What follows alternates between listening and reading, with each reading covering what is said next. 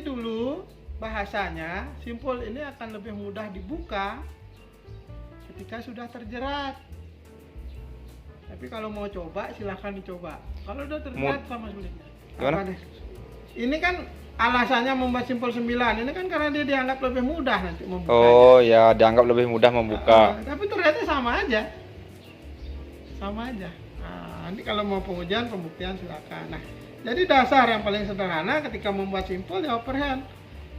Nah, kalau dasarnya overhand, berarti kan dia begini. Kalau dasarnya adalah sebuah loop,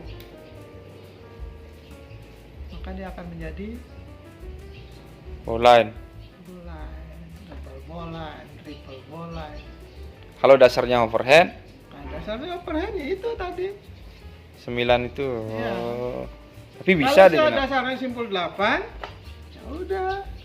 Nanti ada turunan-turunannya lagi, breakdownnya lagi. Bisa. Kalau kodak aja muka nanti kalau udah terjerat. Mau coba?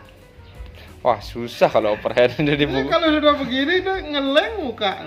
Kalau udah begini susah muka. Bisa. Oh, bukan karena tidak kuat ya. Bukan karena tidak kuat.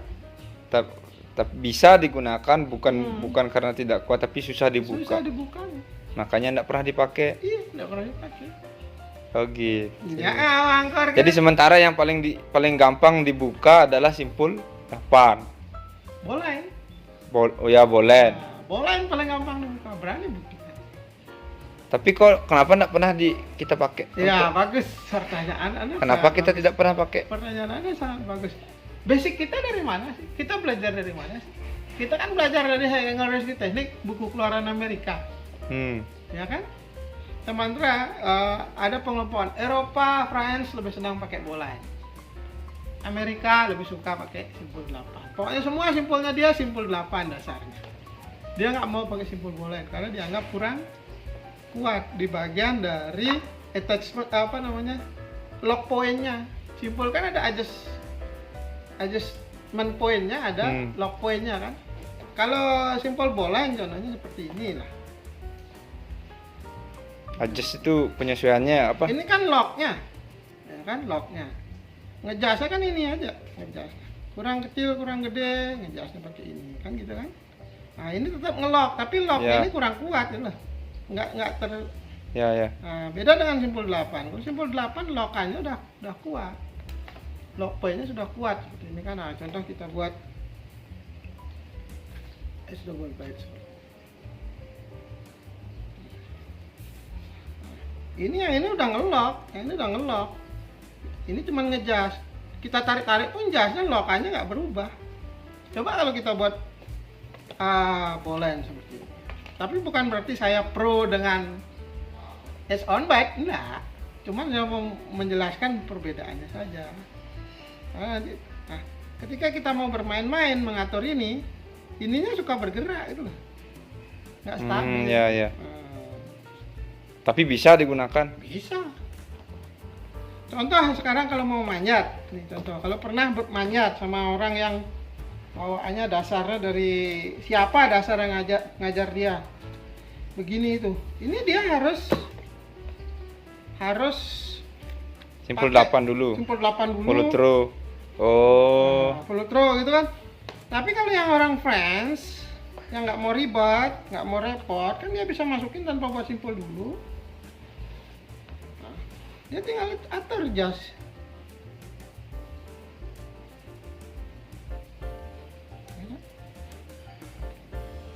Itu enggak perlu buat simpul di awal ya? Iya. Terus ada yang bilang, oh ini nanti berbahaya. Seperti itu. Banyak pengembangan simpul bowline. Pengembangan yang simpul bowline yang begini. Kau balik lagi. Namanya pengembangan bowline yang begini. Ayo. Itu bowline apa namanya? Stop, ada deh. Ini namanya fallback bowline kalau nggak salah.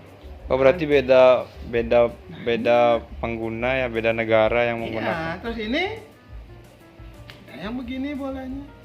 Itu double loopnya.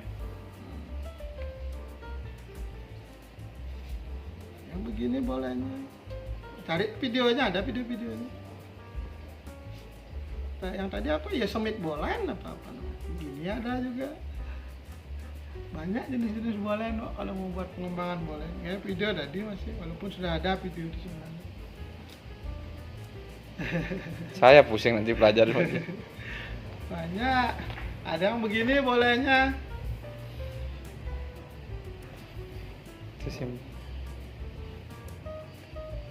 Bolen-bolen juga.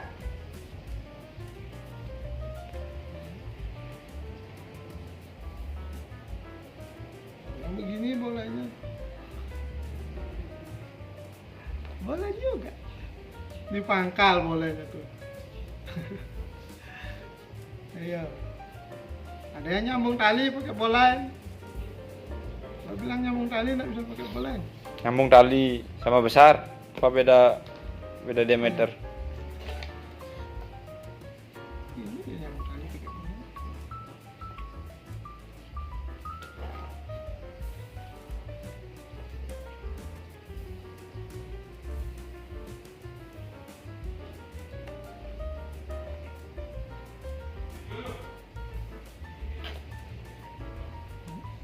Nyambung tali bang bolen. Kalau bilang nggak bisa.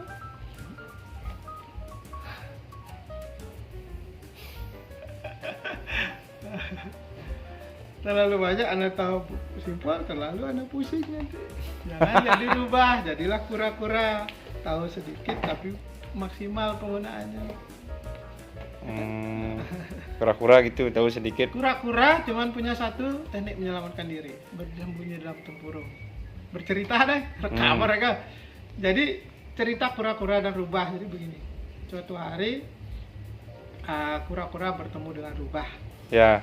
Ya, tiba-tiba muncul harimau yang kelaparan.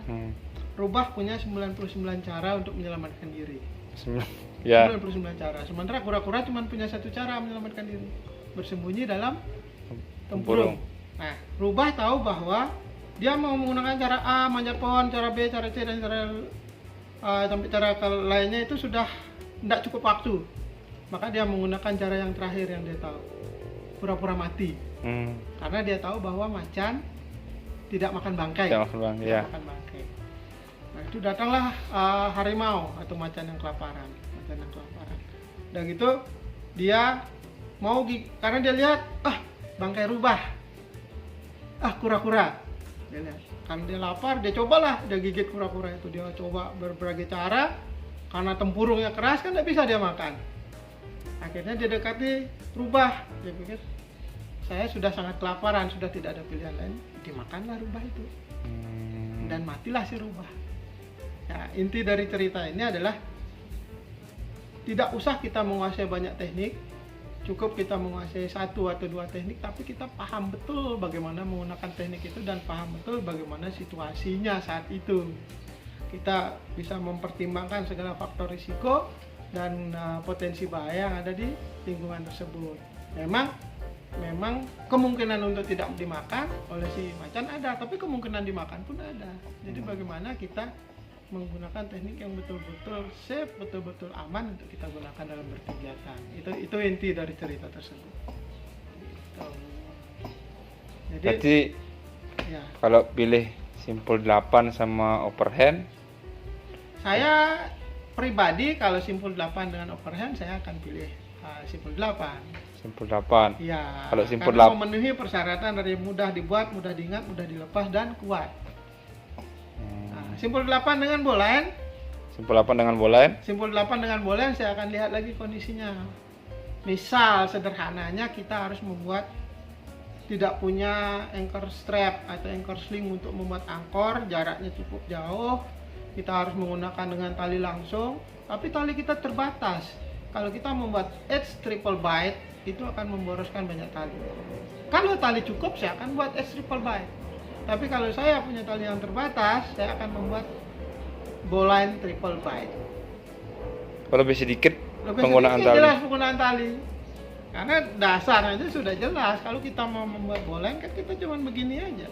Tapi ketika kita membuat simpul 8 kan kita akan membuatnya seperti ini. Ini sudah jelas pemborosan tali. Bukan pemborosan dalam artian tidak boleh ya, bukan. Maksudnya kita Ya, harus ya. melihat situasi di lapangan. Gitu. Tali yang kita bawa berapa, walaupun kita juga menerima informasi bahwa tinggi tebing sekian, kita tahu bahwa kita selalu akan men-spare tali adalah 20 meter untuk pembuatan Untuk, ya. anchoring. Tebing 50 berarti kita buat tali 70, tapi kan situasi di lapangan nggak selalu begitu. Kalau ternyata nggak bisa begitu, kita butuh tali lebih panjang. Sementara kita juga butuh tali untuk turun. Ya udah, di atas yang kita akali. Sekarang kita misal sederhana, kita buat yang satu angkor begini. Ya. Kita buat dengan pangkal. Nah ini kita butuh begitu udah jadi. Baru kita kunci. Tapi ternyata dengan situasi di lapangan, dengan memutar 2 kali itu malah memboroskan tali, nggak cukup. Dengan sistem pangkal seperti itu bisa kita buat dengan rontan seperti ini, rontan to half pitch. Atau kalau masih juga kurang cukup tali kita, ya udah kita buat scaffold knot. Atau kita buat seperti ini. Kuat, saya jamin kuat. Ini lebih irit lagi, bisa. Tapi kalau melepasnya anda kerja keras ya jangan salahkan saya. Tapi bisa digunakan. Bisa. Kata siapa tidak bisa. Tapi kalau mau Tapi tidak memenuhi syarat sebenarnya tidak mau simpul yang salah satu yang mudah dibuka. Iya, mudah dibukanya pasti karena sering sekali Pak double fisherman itu kok susah sekali dibukanya, beneran simpul. Ya beneran simpul. Ya, tapi memang butuh effort untuk membukanya karena dia turunannya itu dari overhead. Berarti kalau orang awam yang bikin simpul overhand dalam pengikatan karena kita susah buka, berarti bukan berarti kita harus bilang salah simpulnya ya. Enggak. Karena memang sifat simpulnya Iya. yang susah dibuka. Iya, seperti kita tahu bahwa kalau setiap kita membuat simpul kan nanti pasti ada sisa elongasi tali itu. Ya. Jadi tali itu akan berkurang kekuatannya karena ada bagian tali yang tertarik karena untuk dibuatkan simpul kan seperti ini. Nah, juga nanti perlu dipertimbangkan. Nah, contoh seperti ini nanti persentase elongasinya sisa berapa? Kalau seperti ini kuat, ini paling sisa persentasenya 30-40%. Dan silakan gunakan effort Anda untuk membukanya. Susah. Tapi kalau contoh Anda menggunakan edge on bite seperti ini, nah ini nanti paling persentase sisa elongasi tali, selain tali tetap lebih kuat, tetap juga lebih mudah dibuka, karena nanti persentasenya mungkin sekitar 50-60% masih untuk. Seperti kita tahu kan untuk buka itu juga tinggal dipatahkan seperti ini. Kalau udah keras banget tinggal dipatahkan. Ya. Nah, kalau misalnya pakai pakai overhand on bite seperti ini, sorry, kebiasaan. Overhand on bite seperti ini, ya udah silahkan dipatahkan kalau sanggup. Keras banget ini biasanya. Tapi bukannya nggak boleh. Terus kalau Paci kan banyak tuh simpul nih. Ya. Banyak tuh simpul ya. Kalau teman-teman mau belajar simpul berapa jam biar menguasai? Minimal 10 atau 12 simpul lah. Berapa jam? Penyerapan orang beda-beda. Ya sih memang. Sulit sekali. Tapi biasanya dialokasikan waktunya untuk 8 simpul dasar plus turunannya itu. Yang simpul 8 ya. Ya, 8 simpul dasar plus turunannya itu biasanya dialokasikan waktu sekitar 6 sampai 8 jam pelajaran. Artinya 45 menit kali 8. Nah, itu bisa ada itu nanti kalau di total itu kan kemarin itu 6 tambah 5 tambah 3 ya. 6 tambah 5 tambah 3 8 tambah 6 14, sekitar 14-15 simpul untuk bisa dah tuh ya pasti ya. Saya yakin bisa waktu itu aja, besoknya lupa lagi. Iya, memang permasalahannya, kendalanya adalah dia kan dibilang mudah dibuat, mudah diingat, mudah dilepas, dan kuat ya. Nah, mudah diingat nih yang sering jadi pertanyaan, Pak gimana mengingatnya kalau bahasanya bahasa Inggris gitu kan. Sebenarnya bisa aja menggunakan bahasa Indonesia. Saya sendiri sering cari bahasa Indonesianya, tapi contoh teman-teman di pramuka itu kan pakai bahasa Ya. Indonesia. Tapi saya sendiri bahasa Indonesianya yang digunakan di Indonesia malah saya bingung. Ya, ada yang bilang simpul bolen itu simpul kambing kayak gitu ya. Kambing. Kalau itu masih awam lah. Mungkin pernah dengar simpul tongkat kayak gitu. Simpul simpul tongkat bingung, malah padahal ternyata itu simpul bolan. Kayak gitu. Oh, Kemudian simpul mati padahal itu nggak mati, ya kan? ya ya ya. Spare knot, atau simpul hidup kita nyebutnya slip knot gitu ya. Ada perbedaan bahasa di situ. Kalau yang kita pakai di Basarnas itu kan dia sudah dengan hasil konvensi internasional ya, untuk di NASAR, National Search and Rescue, bahwa inilah nama-nama yang digunakan secara internasional untuk nama-nama simpul, menyamakan persepsi. Yang paling sederhana nih contoh, ini ada juga, nggak usah jauh-jauh ke bahasa Inggris, ke bahasa Indonesia lah, ke bahasa Inggris saja. Ada seperti ini. Nah, ini buat teman-teman Basarnas atau teman-teman yang memang potensi Basarnas atau pernah berlatih dengan Basarnas, tahunya ini simpul apa? Tahunya ini simpul apa? Ini simpul apa nih? Mana coba lihat? Simpul 8 double bite. S double bite kan? Ya. Nah, S double bite. Tapi ini juga disebutnya dengan bunny knot atau simpul kelinci. Oh ya. Tapi salah nggak? Ya nggak bisa kita salahin. Ya, enggak sih. Karena seperti kelinci. Kalau saya dulu di pencinta alam disebutnya, saya sudah buat simpul ini dari saya masih SMA.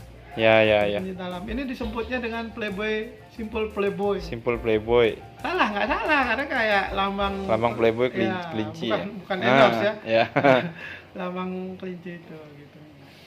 Oke. Tapi kalau belajar dengan kami ini namanya S double bite. Gitu.